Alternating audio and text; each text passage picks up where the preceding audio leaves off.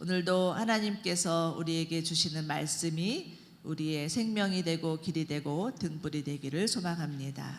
네. 오늘 본문은 하나님과의 동행이 무엇인지를 가장 잘 보여주는 본문이라고 할 수 있습니다. 이스라엘은 성막을 중심으로 행진을 하죠. 이스라엘이 출애굽한 지 2년째가 되는 날이었습니다. 그런데 특이한 것은 구름이었죠. 시종일관 구름이 성막을 덮고 있었고 이스라엘은 구름의 움직임을 보며 이동하였던 것입니다. 광야의 기간 동안 이 구름 기둥은 한 번도 사라진 적이 없었고 낮에는 더위를 막아주었고 밤에는 추위를 막아주면서 이들을 보호하고 인도하였습니다. 여러분, 구름은 하나님의 임재와 동행을 상징하는 것이죠. 이스라엘 백성들은 그 황량한 광야에서도 구름 기둥을 보면서 하나님의 임재를 눈으로 목도하였고 안심하며 따라갈 수 있었으니 구름 기둥이 얼마나 하나님께서 이스라엘 가운데 베풀어주는 은혜였는지를 깨닫습니다. 오늘 본문을 보면 떠나다 머무르다 라는 동사가 7번이나 나오고 있습니다. 17절부터 23절까지는 매 구절마다 떠나다 머무르다 라는 동사가 반복되고 있습니다. 백성들은 구름이 성막 위에 떠오를 때면 길을 떠났고 또 구름이 머무르면 진을 쳤던 것이죠. 여러분, 진을 친다는 것은 그들이 거주하고 있던 모든 텐트를 다 치고 걷고 한다는 것인데 그것은 결코 쉬운 일이 아닙니다. 저는 작년에 우연찮게 캠핑을 한번 따라가 본 적이 있었는데요. 옆에서 텐트 치는 것을 거들다가 몸살이 날 뻔했습니다. 그런데 막상 텐트를 치는 당사자는요, 너무 신이 나서 그 텐트를 걷었다 쳤다 하는 거예요. 이스라엘 백성들은 하나님과 함께하는 행진이 너무나 기뻤던 것 같습니다. 오늘 본문을 보면 이들이 구름을 며칠씩 머물 때에는 따라서 머물렀고 또 어쩔 때는 진을 친 다음에 바로 그 다음날 거두어야 했음에도 불구하고 거기에 대해서 불평하였다라는 말이 한마디도 나오고 있지 않습니다. 이들은 밤이든 낮이든 구름이 움직이면 길을 떠났고 또 하루고 이틀이고 한 달이고 심지어 1년이고 구름이 성막 위에 머무를 때면 그들도 떠나지 아니하고 머물렀습니다. 그런데 23절을 보니까 그들은 여호와의 명령을 따라서 진을 치고 여호와의 명령을 따라 길을 떠났다고 말씀하고 있죠. 그리고 오늘 본문에서도 보면 여호와의 명령을 따라라는 구절이 계속해서 반복하고 나오고 있는 것을 볼 수가 있습니다. 자, 그렇다면 우리가 여기서 배울 수 있는 것이 무엇일까요? 동행의 열쇠는 여호와의 명령을 따라 순종하는 것이라는 것을 배울 수가 있습니다.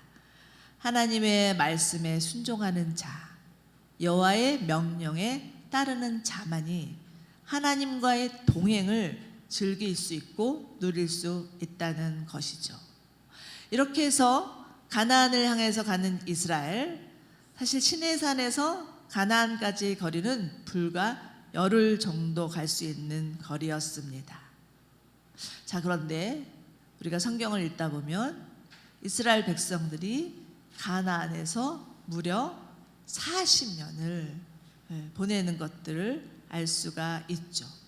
도대체 무슨 일이 있었길래 이들은 광야에서 40년을 지내야만 했었는지가 의문이 됩니다. 오늘 본문을 보면 분명히 이들은 주님의 말씀에 순종해서 진을 쳤다 거두었다 하면서 쭉쭉 나가서 열흘이면 그 가나안으로 들어갈 수 있었을 것 같은데 무슨 일이 있었길래 도대체 40년을 광야에서 헤매만 했었는지, 무슨 일이 있었길래 하나님과 동행하지 못하고 이렇게 머물러야만 했었는지에 대해서 살펴보기를 원합니다.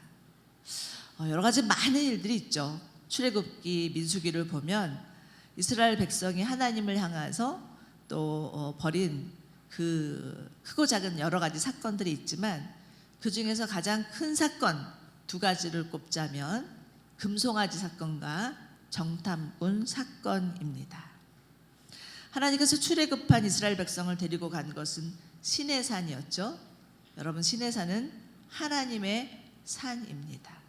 하나님께서 그곳에 먼저 가 계셔서 그곳에서 이스라엘을 부르시고 그리고 그들과 언약을 맺으셨던 것이죠.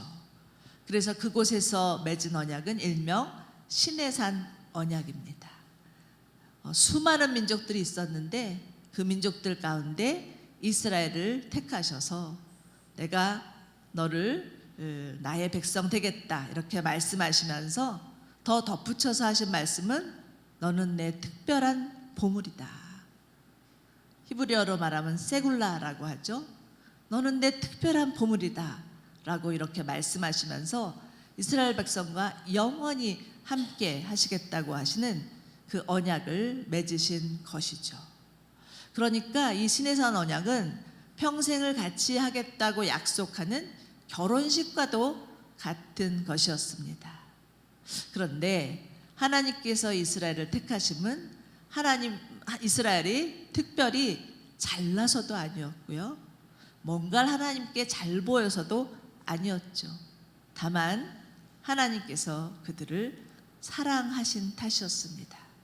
여러분, 이처럼 우리들이 하나님의 자녀가 된 것도 우리가 특별히 다른 사람보다 잘나서도 아니고 잘 보여서도 아니죠. 하나님께서 우리를 먼저 사랑하시고 택하여 주셨기 때문입니다. 복음서를 보면 예수님께서 제자들을 먼저 찾아오세요. 그리고 먼저 그들의 이름을 부르세요.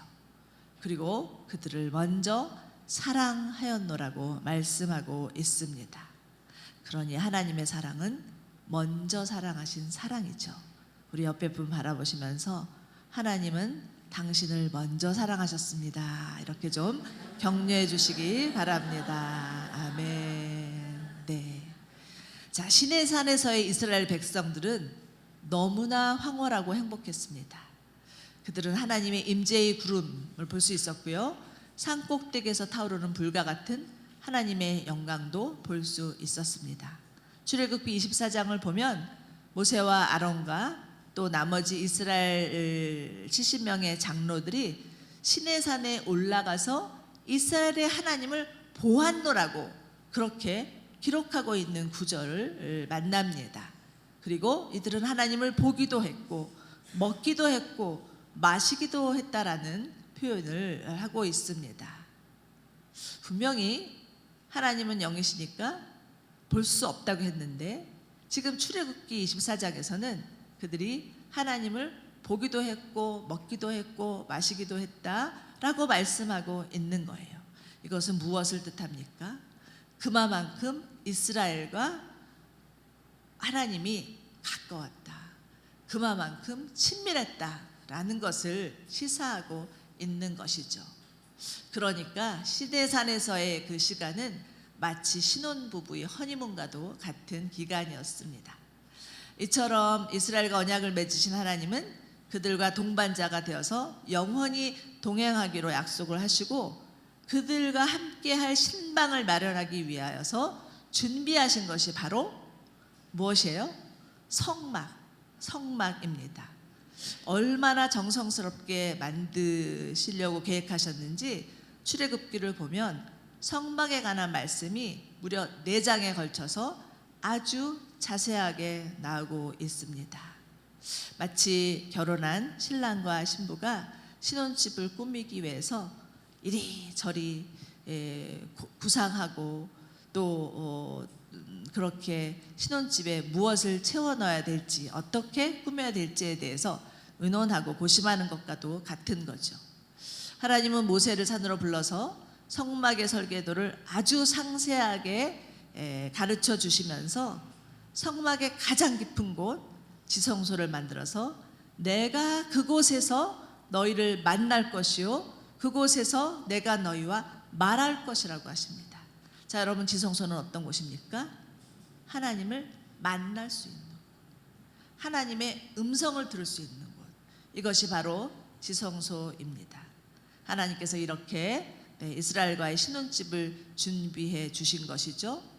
그런데 모세가 이것을 위하여서 시내산에 올라가 있을 때 이스라엘 백성들 안에는 정말 생각지도 않은, 가당치도 않은 일들이 벌어집니다.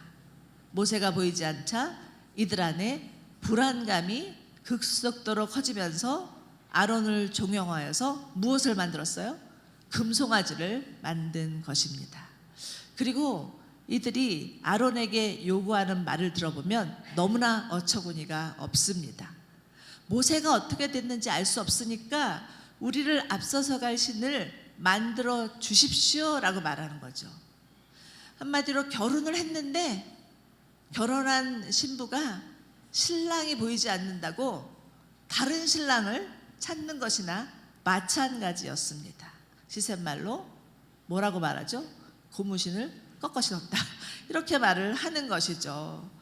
그런데 아론은 안타깝게도 너무나 그 마음이 심약하고 우유부단한 지도자였던 것 같습니다. 그 백성들의 요구에 못 이기는 척 이스라엘 백성들이 갖고 있는 금귀고리를 다 가져오라고 하면서 뭘 만들어요? 금송아지 우상을 만들면서 그 앞에 절을 하고 그 앞에서 광란의 밤을 보내었던 것이죠. 아니, 아론도 그렇고 백성들도 그렇지 다 어떻게 이런 일을 서슴없이 행할 수 있을까라는 생각이 듭니다만, 여러분, 인간은 한치 앞이 보이지 않으면 불안해서 뭔가를 눈에 보이는 것을 만들어내서 그것을 의지하지 않으면 견딜 수 없는 존재입니다. 너무나 나약한 존재이죠. 자신이 가진 돈으로는 턱없이 부족한데도 요즘 영끌이라고 하더라고요.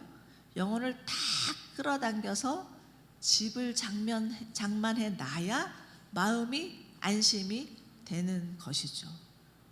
요즘 젊은이들 사이에서 유행하고 있는 것은 주식, 비트코인 이런 거라고 하대요. 우리 아들도 이제 친구들이 그렇게 뭐 하니까 한번 이렇게 나도 뭐 그 주식이란 걸 해봐야 되나라고 처음 조금 돈이 있는 거라고 했다가 왕창 떨어져 가지고는 다시는 이제 손대지 않겠다라고 하는 실패, 그런 경험담을 하기도 했는데, 어쨌거나 사람은 뭔가 손에 잡히는 것이 있어야 겨우 안심하는 존재입니다. 그렇지만 그 손에 잡히는 것, 그것도 언제 어떻게 한순간에 날아가 버릴지 모르는 것이죠. 하나님과 언약을 맺은 이스라엘은 하나님께서 그들을 만나기 위해서 마련해 주실 성막을 주실 때까지 기다려야 했습니다. 그런데 불안으로 인한 조급함이 급기야는 우상을 만들게 된 것이죠. 여러분, 영성은 기다림입니다. 믿음에는 반드시 기다림을 동반하죠. 기다림이 없이는 하나님과의 동행도 불가능하고, 기다림이 없이는 성장과 성숙도 없습니다.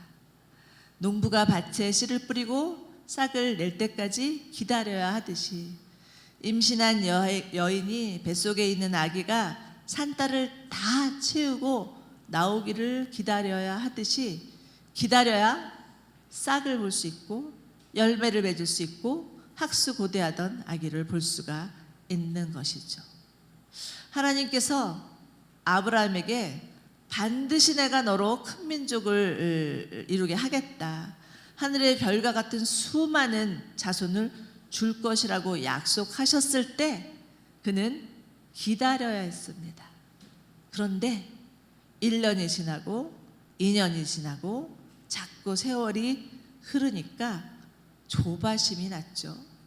그래서 그 조급한 마음에 사라의 여종인 하갈을 취하여서 이스마엘을 낳았지만, 이스마엘은 하나님이 약속하신 자녀가 아니었습니다. 아브라함이 나이가 들고 기력이 다 쇠해지고 사라의 경수는 끊어지고 이젠 나로서는 도저히 불가능하구나 라고 생각했을 때 그때가 하나님의 때였던 것이죠. 아브라함이 체험한 광야는 기다림의 광야였습니다. 하나님은 이제 자신과 언약을 맺은 이스라엘이 금세 자신을 배반하고 금송아지 만드는 것을 보시고는 너무나 화가 나서 나는 저들과 함께 가지 못하겠다 라고 하시면서 동행을 거절하시면서 대놓고 진노를 하시죠.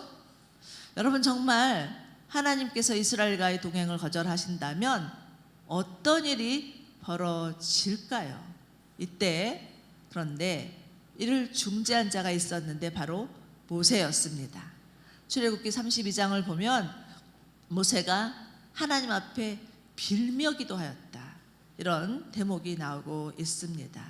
모세는 하나님은 우리를 정말 하나님의 크신 능력과 강한 손으로 애굽에서 이끌어낸 신 아니십니까? 그런데 애굽 사람이 이것을 보면 뭐라고 하시겠습니까? 하나님께서 이스라엘을 산에서 죽이고 지면에서 쓸어버릴 생각으로 데리고 가셨구나라고 하지 않겠습니까? 더구나 하나님께서 주의 종 아브라함과 이삭과 이스마엘을 기억해 주십시오, 그들에게 약속하지 않으셨습니까?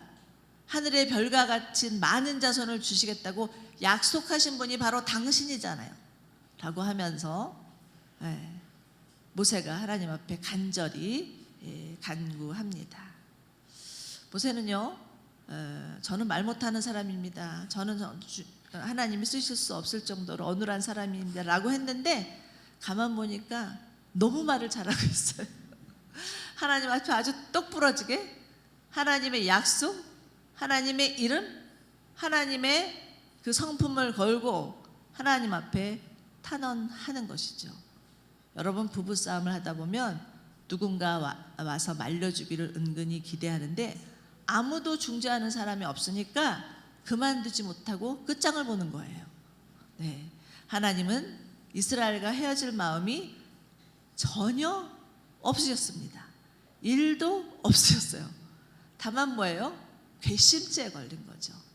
너무나 괘씸해서 하나님이 이제 이스라엘 백성이랑 같이 못하겠다, 이렇게 얘기를 하신 것이죠. 모세는 하나님의 마음을 알아차렸습니다. 하나님의 속마음이 어떤지를 알았던 것이죠. 여러분, 기도하려면 하나님의 마음을 알아야 합니다. 그냥 보이는 현상만 바라보고 하나님 원망하고 낙심하는 것이 아니라 우리를 향한 하나님의 마음이 무엇인지를 알아서 하나님, 정말 하나님이 이렇게 약속하셨잖아요. 하나님은 정말 하나님의 이름을 걸고 우리를 구원하신 분이시잖아요 라고 기도할 수 있는 저와 여러분이 되기를 바랍니다. 호세아서를 보면 호세아의 바람난 아내 고멜이 나오죠. 호세아는 끝까지 자기 바람난 아내를 도망가면 잡아다 놓고 또 도망가면 또 끌어놓고 용서하고 또 용서하고 자신의 아내를 품는 그 모습이 나옵니다. 이렇듯 하나님은 이스라엘이 하나님을 배신하여도 그들을 버리지 않으셨죠. 호세아 3장 1절을 보면 이런 구절이 있습니다. 우리 한번 같이 읽어볼까요? 시작. 비록 그리고 여호와께서 내게 말씀하셨다. 비록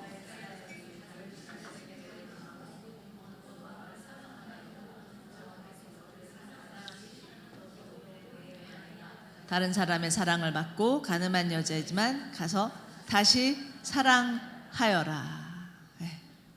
이처럼 가늠한 이스라엘을 용서하시고 사랑하시는 하나님은 그들의 진정한 신랑이셨습니다.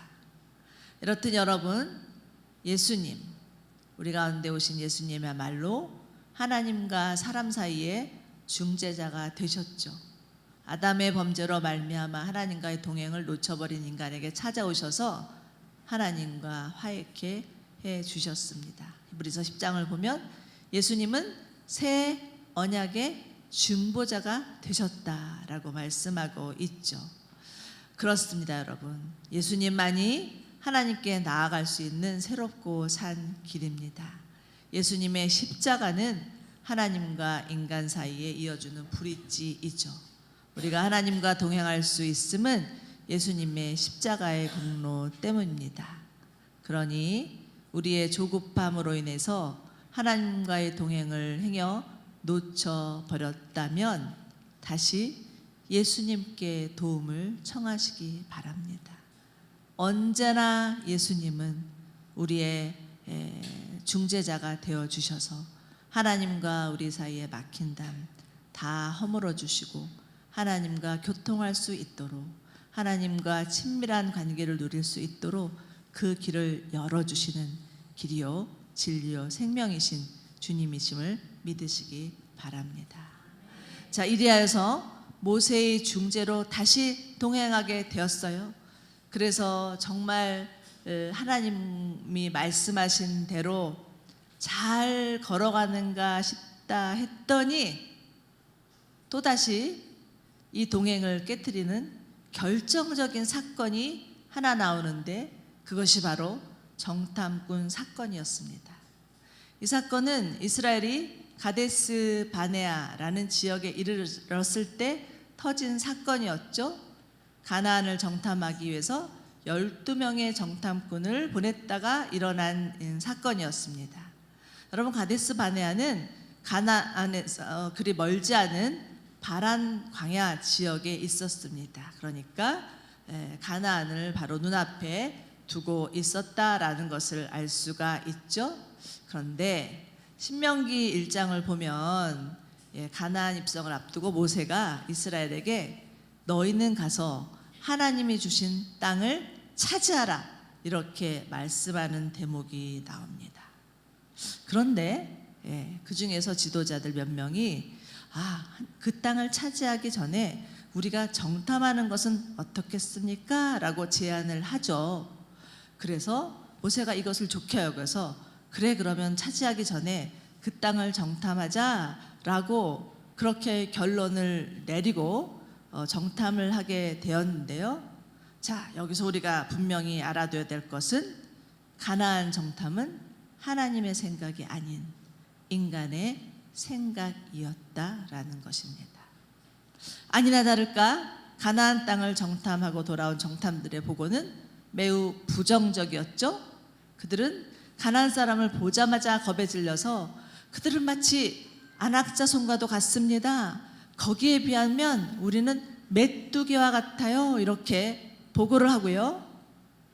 그런데 이 보고는 전혀 틀린 말은 아니었습니다. 어디까지나 사실에 근거한 보고였죠. 이스라엘의 전력이나 기량으로 볼 때 가나안 민족을 대항해서 땅을 점령한다는 것은 가당치도 않은 일이었습니다. 그러나 이들이 간과한 것이 하나 있죠. 무엇입니까? 그것은 하나님께서 가나안 땅을 이스라엘 가운데 주시겠다고 하신 약속이었습니다. 그런데 이들이 가나안 거민을 보자마자 하나님이 주신 약속을 새카맣게 잊어버리고 딴소리를 해대는 거죠. 여러분, 하나님의 사람은 주어진 현실을 바라보며 사는 자가 아니라 하나님의 약속을 믿으면서 사는 자들임을 꼭 마음에 명심하시기 바랍니다. 하나님의 약속을 붙잡아야 눈에 보이는 현실을 돌파할 수가 있습니다. 하나님 분명히 이스라엘에게 가나안을 주시겠다고 약속하셨는데 지금 이 정탐꾼들은 자기 눈에 보이는 대로 판단하고 결론을 내리고 있는 것이죠. 그리고 이들의 보고는 이스라엘 백성들의 마음을 쥐고 흔들기에 충분하였습니다. 정탐꾼의 보고를 들은 백성들은 소리 높여 울면서 모세와 아론을 향해서 불평을 터뜨리죠. 차라리 애굽에서 죽었거나 이 광야에서 죽었더라면 좋았을 것을 왜 우리를 이 땅까지 데려와서 칼에 쓰러지게 하느냐, 왜 우리 자식까지도 사로잡게 하느냐, 차라리 애굽으로 돌아가자, 이렇게 불평과 원망을 터뜨립니다. 여러분, 우리 안에 있는 부정적인 생각들, 부정적인 언어들은 공동체를 파괴하고 공동체에게까지 그 부정적인 영향력을 미칠 수 있다는 것을 잘 유의해서 보시기 바랍니다. 자, 여기서 백성들의 고질병은 무엇이었는지 보이시나요? 정말 뻑하면 원망하고 불평하고 남 탓하고 옛날을 그리워하고. 이들은요, 애굽에서 그 애굽 생활이 너무 힘겹다고 하나님 앞에 통곡하며 부르짖으면서 제발 우리를 애굽에서 구해 주십시오라고 기도하던 자들이었습니다. 그런데 지금 어떻게 해요? 차라리 그 옛날이 좋다라고 옛날로 돌아가자라는 것입니다. 참 사람은 이상해요. 분명히 과거가 지긋지긋했는데 지금 현실이 좀 어려우면 과거를 미화시키려고 하는 경향이 우리 가운데 있습니다. 10명의 정탐꾼이 하나님의 약속을 믿지 못하고 무너진 이유는요, 그들이 바라보고 있는 그 관점 때문이었습니다. 이들의 눈에 세상은 너무나 크고 두렵고 무섭기만 한 대상이었죠. 세상이 너무 두려워서 한 발자국도 움직이기가 어려웠던 것입니다. 그러니까 이 가데스 바네아에서 38년 묶여 있었던 것은 하나님이 그들을 묶어둔 것이 아니라 그들 스스로가 그들 안에 있는 두려움이 그들을 광야에 가두게 했다라는 것을 볼 수가 있습니다. 일제시대 때 그 전쟁으로 인해서 섬에 갇혀버린 병사가 있었어요. 이건 실화인데요. 이 병사는 전쟁이 끝났다는 소식을 듣지 못해서 30년이 넘게 홀로 그 섬에 숨어 지냈다는 거예요. 두려움이 너무 커서 섬 밖으로 나올 생각은 일도 하지 못하고 아무 소리도 들으려고 하지 않고 오로지 꼼짝도 안 하고 숨어 지내다가 30년이란 세월이 후딱 지나서 나중에 어찌어찌 하여서 전쟁이 끝났다는 소식을 들었을 때는 이미 젊은 청년이 초로의 늙은이가 되어 있었다라는 것입니다. 여러분, 이처럼 두려움은 우리를 아무것도 하지 못하게 만듭니다. 하나님이 하시는 일을 바라보지 못하게 하는 것이죠. 성경을 보면 하나님께서 두려워하지 마라, 두려워하지 마라 라는 말씀을 366번 했다고 되어 있어요. 매일매일 우리를 향해서 두려워하지 말라라고 말씀하면서 한 번 더 두려워하지 말라라고 말씀을 하셨다라는 거죠. 여러분, 하나님은 우리에게 계속해서 두려워하지 말지어다 라고 말씀하십니다. 이 말씀을 하나님의 살아계신 말씀으로 들으시는 저와 여러분이 되기를 원합니다. 두려움은 단순한 감정을 넘어서 사단이 역사할 수 있는 영역이기 때문이죠. 그런데 이 10명의 정탐꾼이 두려움이 갇혀서 우리는 갈 수 없어요. 가나안 자손들은 마치 안악자손 같아요. 거기에 비하면 우리는 메뚜기와 같습니다 라고 말할 때 다른 보고를 하는 두 사람이 있었죠. 누구죠? 여호수아와 갈렙이었습니다. 이들은 달랐죠. 이들은 10명의 정탐꾼이 하는 보고를 들으면서 자기 옷을 찢으면서 이스라엘 백성들에게 나아가서 그렇지 않습니다. 우리가 살펴보고 온 땅은 아주 좋은 것입니다. 여호와께서 우리를 기뻐하시면 우리는 그 땅을 반드시 차지할 수 있습니다. 그러니까 제발 하나님께 반역하지 마세요. 그 땅 사람들을 두려워하지 마세요.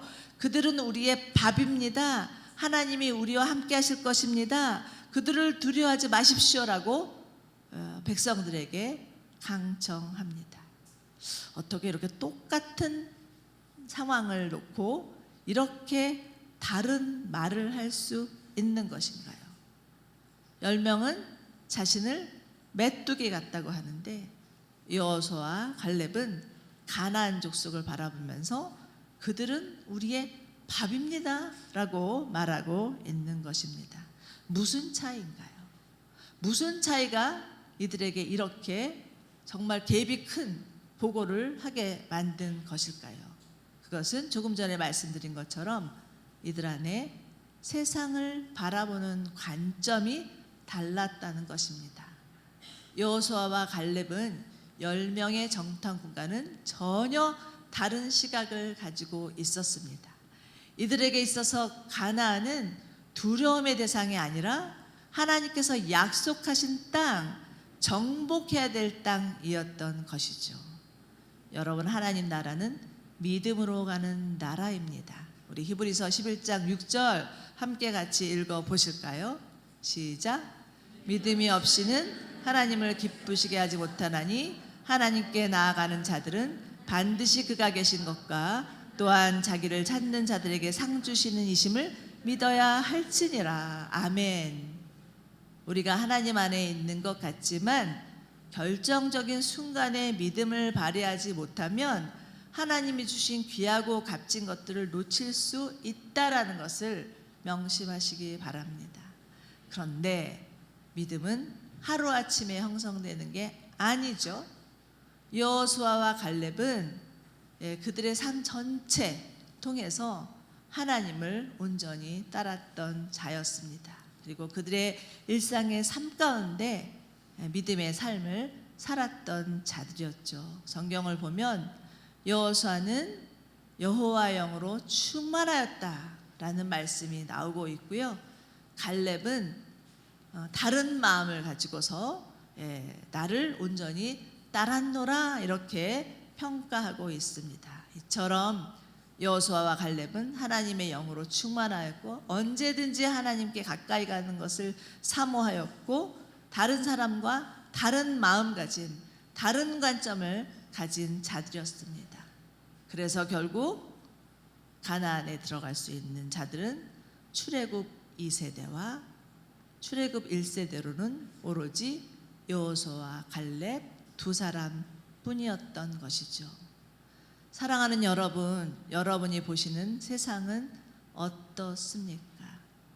여러분은 자신을 어떻게 생각하십니까? 나는 메뚜기야. 이렇게 생각을 하고 계시는지, 세상을 바라보면서 세상은 우리의 밥이야. 이렇게 생각하시는지 한번 옆에 분하고 예배 끝나고 나서 의논해 보시면, 논의해 보시면 좋을 것 같습니다. 만약에 내가 정말 나는 메뚜기처럼 생각하고 있었더라면 하나님께서 오늘 여러분 가운데 너는 메뚜기가 아니야. 너는 하나님의 특별한 소유야. 너는 내 것이야. 이렇게 말씀하시는 주님의 음성을 듣고 그 마음 가운데 있는 메뚜기와 같은 마음들 다 치료받으시고 회복되시기를 주님의 이름으로 축원합니다. 예수님은 제자들을 향해서 너희는 세상에서 환난을 당하나 담대하라. 내가 세상을 이겼노라. 이렇게 말씀해 주셨죠. 세상이 두려울 때마다 세상을 이기신 예수님 바라보십시오. 광야 같은 인생길에서 우리의 두려움을 이길 수 있는 비결은 오로지 믿음의 주에 온전케 하시는 예수 그리스도를 바라보는 것입니다. 자, 이제 오늘 말씀을 마치려고 하는데요. 유대문헌 미시나를 보면 그 광야 40년의 기간을 하나님과의 허니문 기간이었다라고 표현하고 있습니다. 그럼 광야는 무섭고 두려운 곳이지만 하나님을 만날 수 있는 성막이 있고 구름 기둥이 있었기에 하나님의 임재와 보호와 사랑과 영광을 경험할 수 있는 장소이며 시간입니다. 지금도 이스라엘 사람들 사이에서는요, 광야에 간다라고 하면 하나님을 만나러 간다라는 의미로 쓰여진다고 하죠. 하영조 목사님께서 설교하신 그 모음집 광야는 축복입니다. 광야의 삶은 축복이다라는 책을 보면 서문에 이런 글이 있습니다. 제가 이거를 읽어드리고 말씀을 마치려고 하는데요. 신앙생활에서 가장 큰 비극은 고통스러운 환경이 아니라 그 안에 계신 그리스도를 보지 못하는 데 있습니다. 행복의 기준은 무엇을 가졌느냐, 많이 가졌느냐가 아니라 누구와 함께 있느냐입니다. 아무리 환경이 어려워도 우리를 사랑하시고 우리를 위해서 십자가에 죽으신 예수님이 함께라면 안심할 수 있습니다. 마실 물이 없어도, 먹을 음식이 없어도 좋아하는 사람과 함께라면 행복할 수 있습니다. 고난이 있어도 예수님과 함께라면 너끈히 이겨낼 수 있습니다. 사랑하는 여러분, 광야의 삶이 축복인 이유는 그 광야에 하나님이 계시고 그 광야의 한복판에서 우리를 부르시며 우리에게 손을 내미시며 우리에게 하나님의 사랑이 무엇인지를 가르쳐 주시고 베풀어 주시기 때문입니다. 우리를 광야로 초대하시는 하나님,